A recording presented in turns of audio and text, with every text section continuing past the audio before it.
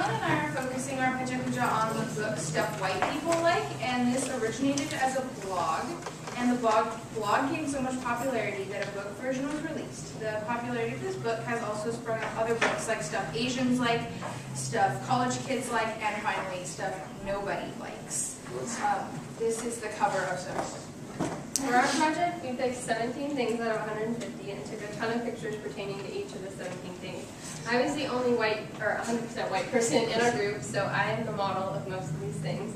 And when we talk about the following 17 things, some of what we said comes from our own heads and some of it is taken directly from the book. So generally speaking, people of other cultures or races see that t-shirts are a cost-effective item in their wardrobe, but for white people, it's not that simple. For white people, t-shirts are usually the most expensive and expressive piece of their wardrobe. In white culture, your choice of casual wear says a lot about who you are.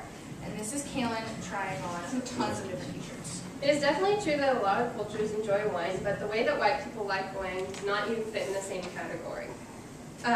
Because there are thousands of wines and even more, or thousands of wineries and even more wine, white people are often forced to fake their knowledge of wine.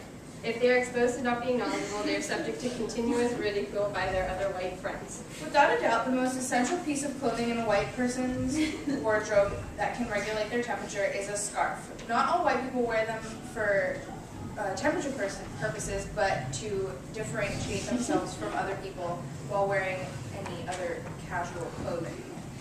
The popularity of plaid with white people explodes and then fades, but it is crucial that you make a mental note about white people and plaid. It is best to assume that white people dressed like farmers are actually farmers.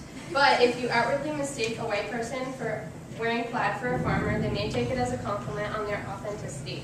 If you take this tip, you can't lose.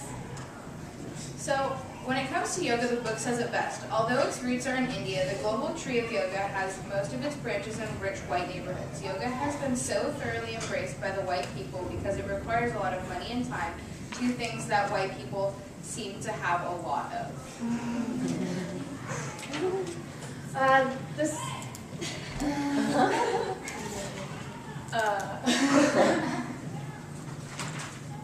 It is true that in most situations a white person is extremely comforted by seeing one of their own kind, but when they are eating at an ethnic restaurant or traveling in a foreign country, nothing spoils their fun more than seeing another white person, because when they're in situations with other ethnic people, it makes them feel very unique.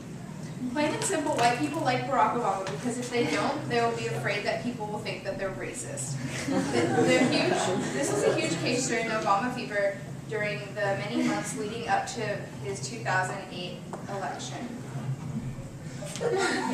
Although they are helpful, white people's collection of reusable shopping bags often happens faster than the actual reuse of them. They tend to collect in random closets or drawers around the house. Reusable grocery bags serve two main purposes in white culture. The first is to marginally reduce waste, and the more important one is to publicly show a commitment to the environment. If they'd actually use them, though, they'd be a little more effective. There are 3 simple guidelines to what white people must follow when they listen to indie music. Bands that have been heard on an Apple commercial are marginally acceptable. Bands that have heard on any other ad are not. And most importantly, if you mention a band and other people like them, you lose. Although there are many things that have a strong white consensus, nothing has more global white person acclaim than the country of Japan. All white people wish they will teach or wish they could have taught English in Japan, like Doug. But when talking about Japan with white people, you must be careful about how much you know, because if you start speaking the Japanese language, you kind of ruin it for everyone. To white people, sushi is everything they want. Foreign culture, expensive, healthy, and hated by the uneducated. White people are obsessed with finding good sushi, so if you are an Asian man, this is an almost no-fail method to getting white girls. Also, going out for sushi is considered something special in the white culture. Not as special as brunch, but still comes with exceptions.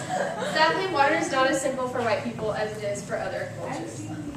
Generally speaking, white people are simply not able to put a glass under the tap and drink it. Now that sustainability is on the rise, reusable water bottles are the choice option for white people. But don't be fooled, white people cannot just put their plastic bottle under the tap and drink it. They have to buy a Brita or Pure filter to purify it. Ever since it was launched in 2006, the Nintendo Wii reignited white people's interest in video games. White people like it because it does not require any skill other than flailing your arms and making ridiculously exaggerated movements. Farmers markets are generally a white person's area of expertise. The markets are key in assuaging the fears that have been instilled in white people because of the book Fast Food Nation, and yes, every white person has read this book. They can bring their children in overpriced strollers, and perhaps most importantly, they can mingle and meet other single white people who share their passion for sustainability. So white people love dogs. White people are also insistent that they are able to figure out which TV show, food, films, and other music that their dogs have preference for. For example, a white person might explain, Spike loves the organic food from Trader Joe's. They say this and are obviously forgetting the fact that dogs also enjoy eating their own feces. White people need organic food to survive. In the average white person society, Whole Foods stores are the most important and relative buildings around and have replaced churches and other places of worship. But we have realized that Whole Foods is actually just another profit-driven, publicity-traded corporation that has wisely discovered that making white people feel good about buying stuff is outrageously profitable. There is no doubt in anyone's mind that white people love coffee. White males in particular refer to coffee as anything but coffee, using names such as Java. The real intention of this muddle is muddled, but we think it's to preserve masculinity while ordering a venti no-foam double pump pumpkin spice latte. And the final slide in our pecha-kucha is a clip of the Lego music video version of White and Nerdy, which both made us laugh and give us a little inspiration for our